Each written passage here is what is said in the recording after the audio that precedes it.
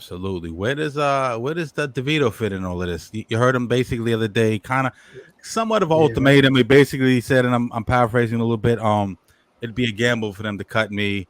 Yeah, right. Kind of putting him into a situation to make a decision. It's going to be up to them. I'm gonna do my best. Obviously, don't think of him as a backup quarterback. I guess maybe a third stringer. Otherwise, they wouldn't have brought in a lock.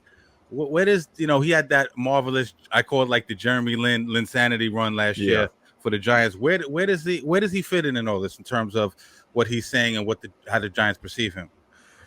Yeah, he really only fits in as the third QB, and Brian Dable has never really kept three QBs. But I do think they may have in Buffalo kept Jake Fromm behind whoever they had as their backup there to Josh Allen. So maybe they would keep him. But I don't think they're worried about losing him as the player. But when you go to these practices, or we went to that charity softball game that Dexter Lawrence and license plate guy did. Yeah, he's a star. Like he is a superstar in this area. And I wonder if they would just justify keeping him because of Daniel Jones' injury history.